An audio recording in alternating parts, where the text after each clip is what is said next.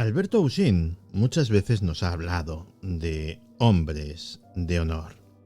Porque sí, porque en la mafia, en la 'Ndrangheta, en la Camorra, les gusta llamarse así. Bueno, lo del honor está por ver, pero de esa expresión vamos a quitar lo del honor y vamos a quedarnos con lo de los hombres.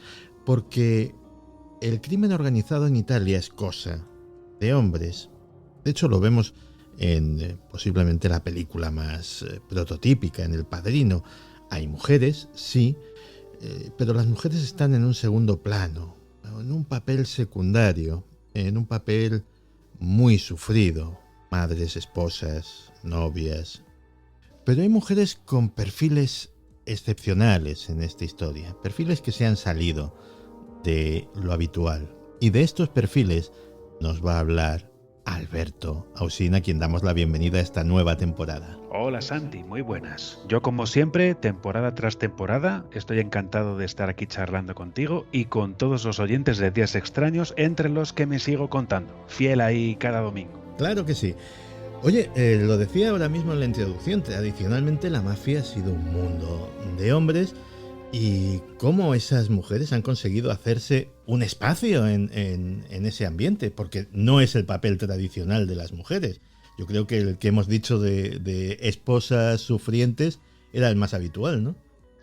Claro, pero la sociedad va evolucionando y, lógicamente, los grupos criminales también van evolucionando. Es cierto, como tú muy bien has dicho, que, por ejemplo, los miembros de Cosa Nostra se autodenominan hombres de honor, lo cual nos da ya la pista de que son prácticamente todos ellos hombres, pero en algunas ocasiones, cuando hemos hablado, también dijimos que para casi todos estos grupos criminales es muy importante tener unas familias bien establecidas, unos vínculos familiares fuertes, y con el paso de los años, en muchas ocasiones nos hemos ido encontrando y nos vamos a encontrar con que las mujeres, las amantes, las novias, las hijas, las hermanas de los padrinos, sobre todo las viudas también, en muchas ocasiones heredan el cargo, más o menos de forma oficial, de padrino. En este caso serían madrinas, se colocan al frente de las organizaciones criminales, entre otros motivos porque muchas veces estos grupos son grupos en los que estás metido permanentemente, es una mentalidad, es una forma de vivir, y por lo tanto las mujeres que están ahí metidas, aunque durante mucho tiempo hayan tenido y puedan tener un rol pasivo o secundario, hay que tener en cuenta que estas mujeres conocen también la realidad criminal de sus grupos particulares como los hombres. Ellas están siempre rodeadas de mafiosos, de criminales, conocen a todos, a sus amigos y a sus enemigos, y escuchan y captan de sus parientes hombres todo lo que hay que saber sobre cómo llevar adelante el negocio. Además, no hay que olvidar que en muchas casas suele mandar la mujer, o es la mujer la que después aconseja al hombre, y muchos hombres escuchan los sabios consejos que les proporcionan sus mujeres. Y esto también ocurre en los grupos criminales, con lo cual luego será el padrino el que salga y el que aparente que lleva los pantalones de su familia consanguínea, del clan mafioso y de todo lo que tú quieras, pero ¿quién te dice a ti que no ha hablado previamente con su mujer y que al final no han tomado la decisión conjuntamente, si es que no ha sido directamente la mujer la que le ha dicho al padrino de turno lo que tenía que hacer? Uh-huh. Hemos citado los tres grandes grupos criminales de Italia: Camorra, 'Ndrangheta y Cosa Nostra. ¿Hay alguna diferencia en el papel de las mujeres en estos tres grupos? Pues más o menos el rol de las mujeres dentro de estos tres grupos criminales es parecido. Sí que es cierto que según vas yendo cada vez más hacia el sur, La sociedad italiana en general se vuelve cada vez más conservadora, con lo cual en Nápoles o Campania son muy tradicionalistas, muy conservadores, en Calabria, donde está la 'Ndrangheta, todavía más, y en Sicilia, donde está Cosa Nostra, todavía más. Por eso, hasta los años 70 u 80, sobre todo hasta los años 80, no empiezan a surgir las primeras mujeres realmente poderosas dentro de la camorra, y es precisamente en la camorra donde aparecen las primeras. Pero después también nos las vamos a encontrar en Calabria dentro de la 'Ndrangheta y finalmente también dentro de Cosa Nostra. También esto tiene mucho que ver con el desarrollo de estos grupos criminales que han ido aumentando su poder desde que terminó la Segunda Guerra Mundial hasta la actualidad, y también por la acción de la justicia. La justicia ha estado persiguiendo siempre con más fuerza a estos grupos, descabezando clanes, y cuando un clan se quedaba sin el padrino, pues en algunas ocasiones tenían lugar guerras internas, o el sucesor era el hijo varón o alguno de los hijos varones, o el hermano del padrino o el sobrino. Pero también es verdad que de un tiempo a esta parte cada vez más mujeres, que podrían ser, como ya te he dicho antes, la hermana o la mujer o la viuda de esos padrinos, que a lo mejor terminaban en la cárcel, pues ellas directamente tomaban el mando. Sí que hay unas cuantas diferencias entre estos grupos criminales. Por ejemplo, la 'Ndrangheta son grupos, las endrinas son grupos familiares consanguíneos. Entonces es toda la familia, el padre, los hijos, los primos, los tíos, los sobrinos, un poco de familia política quizás también. En esos casos concretos, algunas mujeres terminaban heredando el grupo de endranguetista, y ellas se ponían a la cabeza. Es parecido en el caso de Cosa Nostra, mientras que ya te digo que los camorristas o las camorristas en este caso son más liberales, entre comillas.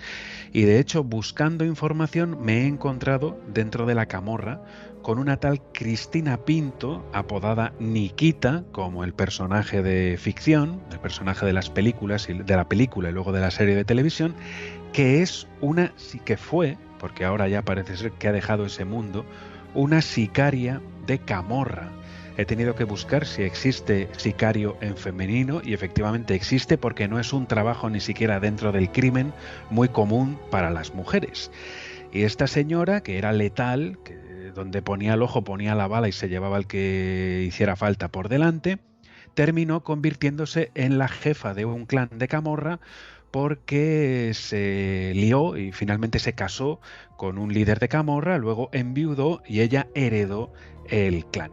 Así es que los motivos son diferentes y todavía este tema está un poquito en la sombra, pero cada vez hay más mujeres que tienen que ver directamente con el mando de estos grupos criminales. Pues vamos a repasar algunas biografías ejemplares de estas señoras. Y hablemos, por ejemplo, de Giuseppa Vitale, apodada Lady Mafia. ¿Cómo llegó a tener una posición de poder dentro de la mafia siciliana? Pues en realidad, en buena medida, por tradición familiar.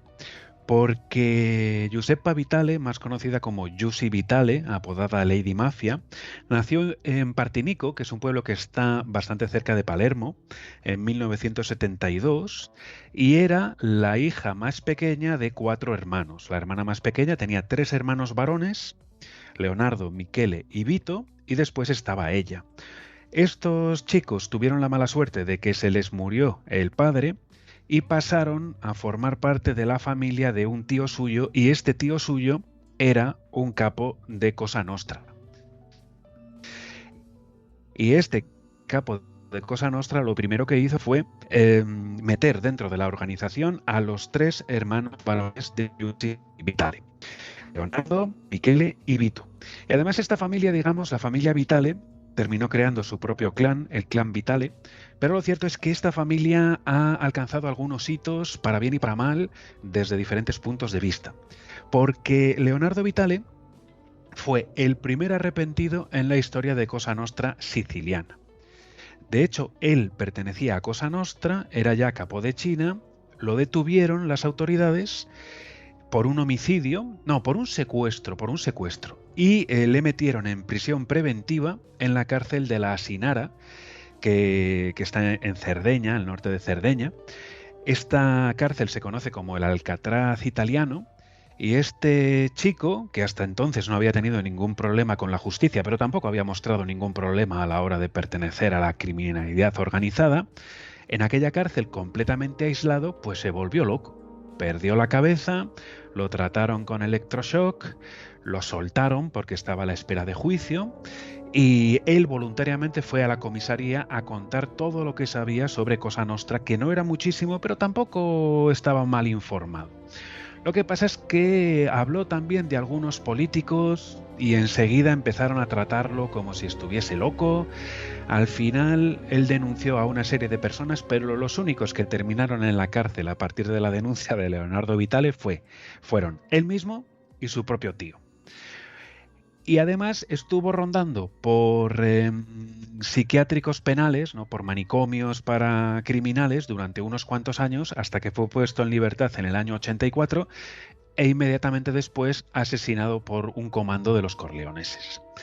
Entonces, claro, los otros dos hermanos de Lady Mafia, de Giussi Vitale, tanto Michele como Vito, también pertenecían a Cosa Nostra. Ellos estaban a la cabeza del clan mafioso de los Vitale, renegaron, por supuesto, de su hermano Leonardo Vitale, pero llegó un momento en el que a uno lo detuvieron, lo metieron en la cárcel, y el otro estaba huido de la justicia en paradero desconocido. Y entonces Giussi Vitale comenzó aquí con su carrera criminal. Y lo primero que hacía era fundamentalmente actuar como mensajera entre sus dos hermanos, el que estaba en la cárcel y el que estaba huido de la justicia en paradero desconocido. Pero claro, poco a poco, como sus hermanos empezaban a tener cada vez más problemas con la ley, pues ella fue tomando cargos de mayor relevancia. Además, temía que algún clan rival terminase haciéndose con el poder en Partinico, en la localidad en la que ellos mandaban, y llegó un momento en el que ella decidió ponerse al frente de su familia y ordenar homicidios como si fuese, en este caso, no una padrina, no un padrino, sino una madrina. Y de hecho, en 1998 fue detenida, juzgada, y si su hermano mayor, Leonardo, había sido el primer miembro de Cosa Nostra que colaboró con la justicia, resulta que ella, Giussi Vitale, fue la primera mujer en la historia de Cosa Nostra condenada y encarcelada por pertenecer a la organización criminal denominada Cosa Nostra. Y se pasó una buena temporada a la sombra entre 1998 y 2002. Salió temporalmente, pero en 2003 fue nuevamente detenida por haberle ordenado a su marido el homicidio de un miembro de un clan rival. Entonces la volvieron a meter en la cárcel en 2003 y ella ya posiblemente no lo pudo soportar más y en el año 2005 decidió colaborar con la justicia. Y aquí tenemos un nuevo hito. Es la primera mujer en la historia de Cosa Nostra que decide colaborar con la justicia. A partir de aquel momento se la incluyó dentro del programa de protección de testigos y se la puso en libertad. En teoría se la mandó a alguna localidad protegida, ¿no?, para proteger su integridad física y su identidad. También se ha rumoreado durante muchos años que ella conoció a su nueva pareja dentro del programa de protección de testigos, con lo cual sería otro colaborador de Cosa Nostra, colaborador con la justicia, hasta que, sorpresa, sorpresa, hace apenas un par de años, en 2021, en una macro redada en Palermo y alrededores, la policía detuvo a más de 80 mafiosos y entre estos, incautaron una cantidad enorme de estupefacientes y entre estos mafiosos se encontraron nuevamente a Giussi Vitale, que al parecer había vuelto a Partinico y se había vuelto a colocar al frente de su clan familiar. Y esto a mí sí que me ha dejado completamente alucinado, porque sería un nuevo hito y bastante difícil de explicar, porque ella había colaborado con la justicia, como hizo su hermano mayor muchos años atrás, pero en este caso volvió en secreto y se volvió a poner al frente de su familia mafiosa, algo desde luego nunca visto ni en hombres ni en mujeres. Pero bueno, parece ser que Giussi Vitale, Lady Mafia, la madrina de Partinico, se ha propuesto durante todos estos años ir rompiendo barreras y, en fin, yo creo que lo ha conseguido. Sí, no, yo cuando hablan de romper el techo de cristal, esto no me lo imaginaba. Ni Pero yo tampoco, pero vamos, esta lo ha reventado. vamos a hablar de Antonieta Bagarella, que fue esposa de Toto Riina, el capo de Tutti Capi. Y, oye, ¿cómo ejerció su influencia la matriarca de la que fue la familia mafiosa más poderosa? Pues yo es que en el caso concreto de Ninetta Bagarella no hablaría de madrina, pero sí de matriarca. Y ahora vamos a ver por qué. Porque efectivamente Ninetta Bagarella es muy famosa en Italia y en el mundo porque fue la esposa, primero novia y luego esposa de Totò Riina durante muchos años. En la actualidad es la viuda de Totò Riina. El año que viene, en 2024, Ninetta Bagarella cumplirá 80 años porque es 14 años más joven que Totò Riina. Pero hay que tener en cuenta que la familia Bagarella es una familia de larga, por no decir larguísima, tradición mafiosa.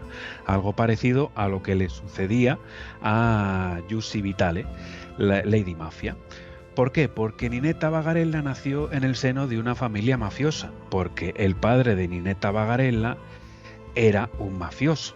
Todos ellos de Corleone. Es que los tres hermanos varones de Ninetta Bagarella, que eran Calogero, Giuseppe y Leoluca, eran mafiosos y los tres pertenecían al clan de Corleone. Lógicamente, Ninetta Bagarella lo que veía en su casa eran mafiosos, por la mañana, por la tarde y por la noche. Toda persona que se acercaba por allí pertenecía o tenía alguna relación con Cosa Nostra. Las conversaciones que tenían lugar en casa siempre giraban en torno a los negocios de Cosa Nostra. Y de hecho, uno de los mejores amigos de su hermano mayor, o quizás el mejor amigo de su hermano mayor, de Calogero Bagarella, era Salvatore Riina, Totò Riina. Apenas hay 500 metros de distancia entre la casa de la familia Bagarella y la casa de la familia Riina en Corleone. Es más, la casa de los Provenzano, que es otro elemento importante de esta ecuación, también está muy cerca. El caso es que Ninetta Bagarella era una chica bastante inteligente que estudió y terminó siendo maestra. Así es que ella en realidad podría haber cambiado de vida, no tendría por qué haber tenido una vida con demasiada relación con la mafia, aunque es cierto que en el momento en el que tú naces en una familia mafiosa, algo que no eliges, tu destino está marcado. Te guste o no te guste, hayas estudiado para maestra o no. Y se sabe que Ninetta Bagarella a finales de los años 60 se enamoró de Totò Riina, que era por aquel entonces la mano derecha del padrino de Corleone, entonces llamado Luciano Lillo. Y Calogero Bagarella, que era su hermano mayor, pues era otro de los hombres fuertes de este padrino, ¿no?, de Luciano Lillo.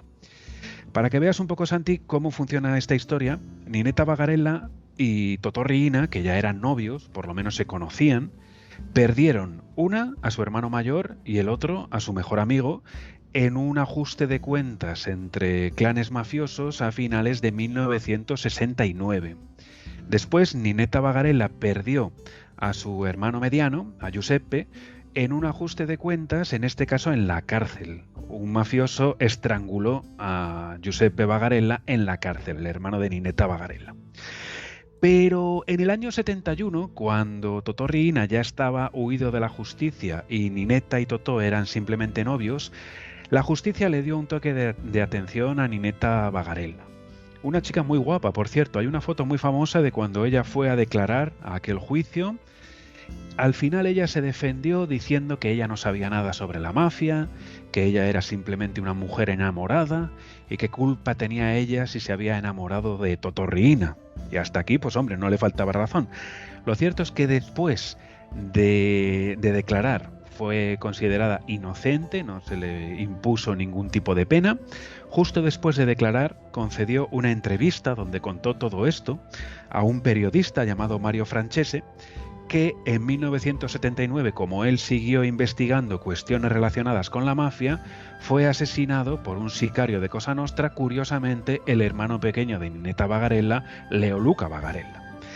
Y en 1974, Ninetta y Totò Riina terminaron casándose en secreto, y además el cura que ofició la ceremonia fue don Agostino Coppola, pariente de Frank Coppola Tres Dedos, mafioso siciliano, que estuvo instalado en Detroit, en los Estados Unidos, durante muchos años, para que veas que hasta el cura que te casa pertenece a Cosa Nostra o tiene alguna relación con Cosa Nostra. Y claro, este es un matrimonio secreto, fue un matrimonio secreto porque no se podía regularizar, porque él estaba huido de la justicia y no podía ir el cura después al registro civil a decir, pues mire usted, he casado a esta pareja, porque entonces le habrían hecho unas cuantas preguntas, porque es que lógicamente si él estaba en busca y captura no se podía casar regularmente y no se podía registrar este matrimonio en el registro civil. Y lo cierto es que al menos desde el año 71 hasta el año 93, cuando fue detenido Totò Riina, y ya casados, aunque de forma secreta, desde el año 74 hasta el año 93, el matrimonio vivió huido de la justicia y en paradero desconocido, y ella no podía decir que no sabía a qué se dedicaba su marido, entre otras cosas porque ya se lo habían dicho en el 71 cuando ella fue a declarar. Claro. Su marido, claro, se le busca por tráfico de estupefacientes, por el homicidio de esta persona, de esta otra, por no hablar de que, por ejemplo, durante el maxiproceso de Palermo de los años 86 y 87, Riina fue condenado a cadena perpetua y posteriormente fue varias veces condenado a cadena perpetua. Y aunque él no se dejaba ver, pues ella lo tenía que saber. Es más, durante estos años la pareja tuvo 4 hijos, 2 hombres y 2 mujeres, que curiosamente sí se inscribieron en el registro civil de Palermo con el nombre real, es decir, con el apellido Riina para estos 4 hijos, algo bastante sospechoso. Así es que algún contacto tenía que tener Totò Riina entre la administración, bueno, alguno no, unos cuantos seguramente. Hasta el punto de que en el año 93, cuando los carabinieri detienen finalmente a Totò Riina, ella junto a sus 4 hijos volvieron inmediatamente a Corleone y allí se instalaron y allí siguen. Bueno, allí sigue ella. Una de las primeras cosas que hizo ella fue legalizar su matrimonio, faltaría más. Hombre, claro. Y uno de los hijos de Ninetta, Giovanni Francesco Riina, que es el pequeño, de los 2 varones el más joven, fue condenado a cadena perpetua en 1996 por 4 homicidios y lleva en la cárcel desde ese año, desde el año 96. Y el otro hijo, el primogénito, Giuseppe Salvatore Riina, estuvo en la cárcel por asociación mafiosa entre 2002 y 2019. Hace poquito fue puesto en libertad y acaba de volver a Corleone con bastante polémica. Pero para que veamos un poco cómo el destino de una persona está marcado si uno nace dentro de una organización criminal de este tipo, hay que recordar que Ninetta Bagarella es hija, hermana, esposa y madre de mafiosos. Y esperemos que no sea también abuela de mafiosos, aunque yo no estoy seguro de si a ella le importaría ser abuela de mafiosos o si hasta cierto punto no estaría incluso orgullosa. Tiene 79 años, el año que viene, en 2024, cumplirá 80, vive en Corleone, ha sido acusada y condenada en alguna ocasión a pagar indemnizaciones por haberse aprovechado de los bienes obtenidos a través de los delitos de su marido, Totò Riina, pero Ninetta Bagarella en todos estos años no ha pasado ni un solo día en la cárcel. Y hace poco escuché una noticia que me llamó mucho la atención y por lo tanto creo que le pega bien eso de la matriarca de Corleone, y es que en una disputa por una cuestión de lindes en Corleone, 2 vecinos, en vez de ir donde el alcalde, que seguramente les diría, pues oiga, usted ponga una denuncia o yo qué sé, qué es lo que tiene que hacer usted, acudieron a doña Ninetta Bagarella para que ella, o Ninetta Bagarella da Riina, o Ninetta Riina, ¿no?, que era su marido, para que ella tomase una decisión al respecto. No sé muy bien cómo terminó la cosa, pero bueno, sea como sea, tomase la decisión que tomase, seguro, yo estoy convencido de que aquellas personas que tuvieron aquella trifulca por una cuestión de tierras, hicieron lo que les dijo la matriarca de Corleone, doña Ninetta Bagarella. Como no podía ser menos. Estamos hablando de mujeres excepcionales y yo creo que los próximos casos son realmente lo son. Vamos a hablar de Rita Atria y Piera Aiello, que se atrevieron ni más ni menos que a enfrentarse a la mafia desde dentro de la mafia. ¿Qué las motivó a romper el silencio y colaborar con la justicia? Pues mira, las motivó fundamentalmente dos cuestiones. En el caso de Piera Ajello, que al final ella se vio viviendo dentro de una familia mafiosa a la fuerza, y ahora explicaré por qué. Y en el caso de Rita Atria, que era cuñada de Piera Ajello, lo que le ocurrió a Rita Atria es que era una chiquilla que nació en el seno de una familia mafiosa. Ella admiraba, adoraba tanto a su padre como a su hermano. Seguramente cuando era muy pequeña, cuando tenía 5, 8, 10 años, sin saber exactamente a qué se dedicaban, pero su hermano y su padre eran mafiosos pertenecientes a Cosa Nostra. El caso es que estas dos chicas vivían en el mismo pueblo y, bueno, es que habían nacido allí, en Partanna, que es un pueblo que está al sur de la provincia de Trapani, que es una provincia menos conocida, que tanto la ciudad de Trapani como la provincia de Trapani son menos conocidas que Palermo y la provincia de Palermo. Pero tanto en Trapani como en la provincia de Trapani la mafia lleva establecida tantos años o más que en Palermo. Es una mafia tal vez más dura, más silenciosa, más omertosa y más peligrosa si me apuras, que ya es decir. El caso es que ambas vivían en su pueblo natal, en Partanna, y Piera Ajello era una chica normal, que no tenía nada que ver con la mafia ni con Cosa Nostra. ¿Y cuál fue el pecado, entre comillas, que cometió Piera Ajello? Pues que cuando Piera Ajello tenía 14 años, se enamoró de un chico de su pueblo llamado Niccolò Atria. No sé, le parecería guapo o simpático. De todas formas, ella siempre ha declarado que era su primer amor. Así es que, bueno, pues en la vida nunca se sabe. Puede que tu primer amor sea el último, pero nunca se sabe. Ahora, ¿qué ocurrió? Que a los pocos días, una amiga de Piera Ajello le dijo: oye, Piera, ¿pero tú sabes quién es el Niccolò Atria este? Y ella dijo: pues no. Dijo: pues ¿cómo no lo sabes? Es el hijo del padrino local de aquí. Es un mafioso. Su padre es Don Vito Atria. Entonces ella, Piera Ajello, se asustó mucho y dijo: bueno, pues, en fin, sin saber muy bien tampoco qué podía significar todo aquello, pero sabiendo, eso sí, qué significa la mafia, decidió romper con Niccolò Atria. Pero al poco tiempo recibió la visita del padre de su novio, con el que acababa de romper, de Don Vito Atria. Y le hizo una oferta que no podía rechazar. Y le hizo una oferta que no podía rechazar, pero además en los siguientes términos, porque esto lo ha contado ella, lo ha contado Piera Ajello en varias ocasiones.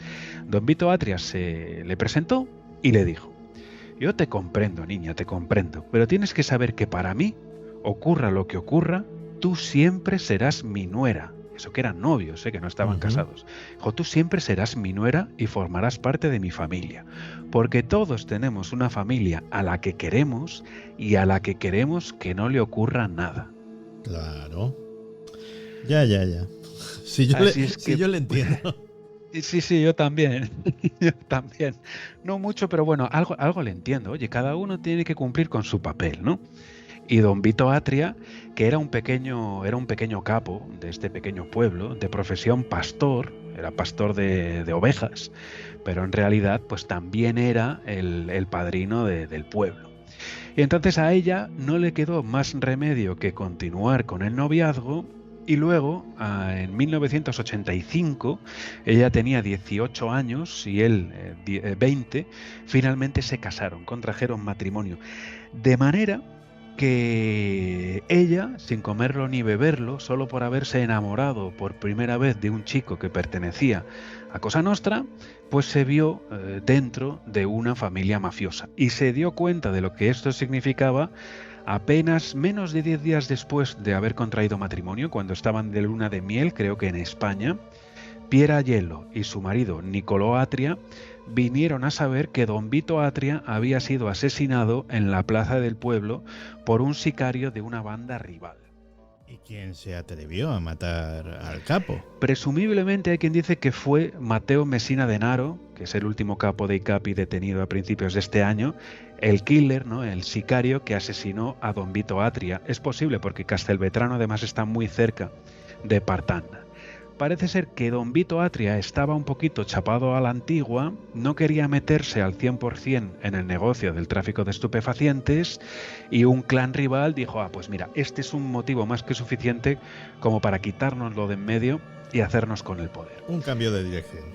Exactamente, un poco muy directo, una jubilación forzosa, pero así fue, en este caso concreto. Claro, para la niña de la casa, para Rita Atria, esto fue terrible, porque ella adoraba a su padre, admiraba profundamente a su padre y también a su hermano. Su hermano lo que hizo fue cambiar un poco de actitud y para no dejarse también el pellejo, empezó a traficar con armas, empezó a traficar con drogas. Pier Aiello ha dicho siempre que mientras vivió don Vito Atria, su marido siempre, primero novio y luego marido, siempre se comportó bien con ella. A partir del momento en el que don Vito Atria murió y él empezó cada vez más a traficar con drogas y con armas, se convirtió en un auténtico demonio, que la pegaba incluso estando embarazada. Vamos, que se convirtió en un auténtico bicho. Porque además ella no quería aceptar su destino y si encontraba drogas en casa las tiraba a la basura. Y si encontraba armas las tiraba también. Y esto hacía que él, pues que le pegase unas palizas a la pobre Pier Aiello bestiales. Pero al mismo tiempo Niccolò Atria tenía una relación muy cercana con su hermana, con Rita Atria. Y él siempre, él había jurado vendetta, tenía pensado vengar a su padre, a don Vito Atria, y además le contaba absolutamente todo a Rita Atria, que por lo tanto, aunque fuese pequeña, aunque fuese primero una niña y luego una adolescente, pues sabía un montón de cosas sobre Cosa Nostra y sobre la mafia. Sabía quiénes eran los amigos de su hermano, quién pasaba por casa, sobre quién hablaban, sobre quién no, si el alcalde del pueblo estaba en nómina de la organización, que efectivamente, quiénes eran supuestamente los enemigos de su propio clan, porque eran todas cosas que le iba contando su hermano Niccolò. Además, durante este tiempo, Piera y Niccolò tuvieron una hija o dos hijas, no, repito, Santi. Además, durante este tiempo, Pier Aiello y Niccolò Atria tuvieron una hija y montaron un negocio. No te sé decir exactamente de dónde saldría el dinero, pero bueno, nos lo podemos imaginar en parte. Montaron una pizzería en Partanna, hasta que un día, el 24 de agosto de 1991, 4 asesinos de Cosa Nostra entraron armados en la pizzería que regentaba el matrimonio y acribillaron delante de su mujer, delante de Pier Aiello, a Niccolò Atria. Con lo cual, este clan enemigo de los Atria, aunque tardaron unos cuantos años, terminaron ejecutando tanto al padre de familia como al hijo primogénito. Claro, ella, Pier Aiello, ¿qué destino le quedaba a Pier Aiello? En teoría, lo que tendría que haber hecho era vestirse de negro, guardar silencio, estar callada, tirar hacia adelante con su hija, llevar adelante el negocio, la pizzería y sobre todo eso, callar. Tú no has visto nada, tú no has oído nada, estos son ajustes de cuentas entre nosotros y tú perteneces a este mundo y ya sabes que lo que tienes que hacer es callar la boca. Pero ella se negó y dijo, pues ¿sabéis qué? Que estoy harta de este mundo de mafia, de sangre, de drogas, de asesinatos, de venganzas. Y lo que hizo fue ir a contar todo lo que sabía al que entonces era el magistrado de Marsala, en la provincia de Trapani, que era Paolo Borsellino. Sí, era Paolo Borsellino, que lógicamente aceptó de buen grado a Pier Aiello y su testimonio y empezaron a colaborar. ¿Y qué le ocurrió a la pobre Rita Atria? Que en el año 91 tenía, si no me equivoco, 17 años, que era por lo tanto jovencísima. Pues que después de haber visto cómo moría su padre, después de haber visto cómo moría asesinado su hermano, ella tenía un novio que era un pichotto, era un chico de Cosa Nostra, ¿no? Que parece ser que se dedicaba a cobrar la extorsión. Pues este chico, cuando vio que habían matado a su hermano, pero sobre todo cuando vio que la cuñada de Rita Atria había decidido colaborar con la justicia, la abandonó. Dijo, bueno, yo ya no quiero saber nada de ti, Rita, que tú eres la cuñada de una colaboradora de justicia, de una infame, de una traidora, etcétera, etcétera. Entonces la pobre chica se vio tan sola que decidió ella también colaborar con la justicia. y fue a hablar igualmente con Paolo Borsellino. Y estas dos mujeres, sobre todo el caso de Rita Atria, pero también el de Piera Aiello, se convirtieron en testigos de la justicia, no en colaboradoras de la justicia, porque lo cierto es que ellas no habían cometido ningún delito. Todos los colaboradores y colaboradoras de justicia, al menos hasta la fecha, o se encuentran en la cárcel cuando deciden dar el paso de colaborar, o han cometido uno o varios delitos. Sin embargo, estas dos mujeres no habían cometido ningún delito, absolutamente ninguno. Ahora, ¿qué les ocurrió? Bueno, que al principio ellas colaboraron, lógicamente se les dio otra identidad, se las mandó a Roma y durante unos cuantos meses vivieron juntas. Rita Atria era muy joven, tenía 17 años, estaba estudiando y estaba preparando la selectividad. Mientras que Piera, pues era más mayor, había visto y sabía más cosas en realidad y tenía una hija que sacar adelante, pero aquí nos vamos a topar con que en el año 92 van a tener lugar los brutales atentados con los que Cosa Nostra acabará con la vida primero de Giovanni Falcone y después de Paolo Borsellino. Es más, después de la muerte de Giovanni Falcone, Rita Atria se presentó a la selectividad y en la redacción de la selectividad, porque me imagino que haría el examen de letras, ella escribió un texto sobre la mafia. Además tenía, y sobre la muerte de Falcone, además tenía un diario en el que iba apuntando todas sus cosas, ¿no? Entonces, si me lo permite, Santi, voy a leer un pequeño fragmento de la redacción de selectividad de Rita Atria, Sí, por favor. que escribió pocas semanas después de que muriese Giovanni Falcone, pero pocos días antes de que muriese Paolo Borsellino. Ella escribió: la única forma de acabar con la plaga mafiosa es concienciar a los jóvenes que viven dentro de la mafia, que fuera de ella hay otro mundo hecho de cosas simples, pero hermosas, de pureza. Un mundo donde te tratan por lo que eres, no porque seas el hijo de tal o cual persona, o porque has pagado para obtener favores. Puede que un mundo honesto no llegue a existir jamás, pero ¿quién puede impedirnos soñar? Puede que si cada uno de nosotros intenta cambiar, quizá algún día lo consigamos. Ahora, ¿qué ocurrió cuando unos pocos días después, y más concretamente el 19 de julio de 1992, fue brutalmente asesinado el juez Giovanni Falcone, que era una persona, era casi se había convertido en una especie de segundo padre para Rita Atria? Pues lo que ocurrió es que esta chica empezó a deprimirse cada vez más. Ella se consideraba una pieza poco importante dentro de este puzzle gigantesco de la mafia y de la lucha contra la mafia, y estaba realmente muy triste, muy deprimida, porque pensaba que si les había sucedido eso a Giovanni Falcone y a Paolo Borsellino, ¿qué no iría a hacer la mafia contra ella o contra su cuñada Piera Aiello? Y, de hecho, apenas 7 días después de la muerte de Paolo Borsellino, Rita Atria se suicidó arrojándose desde el balcón del 7º piso de la casa protegida en la que vivía en el centro de Roma. Es verdad que algunas teorías insisten en que posiblemente Rita Atria no se suicidó. Esto realmente nunca se ha llegado a conocer del todo. Sí que es verdad que Piera Aiello entró en el programa de protección de testigos y solo se conoció su cara y que seguía viva hace pocos años cuando se presentó a las elecciones generales por la provincia de Trapani y consiguió ser elegida diputada. Ya ha dejado la política, perteneció al movimiento Cinque Stelle, pero dejó ese movimiento cuando este movimiento llegó al poder y empezó ya a mangonear un poco, sobre todo con el vértice de los servicios secretos. Bueno, al final ella ha decidido dejar el mundo de la política, ahora ya todo el mundo conoce su cara, seguirá estando en una localidad protegida.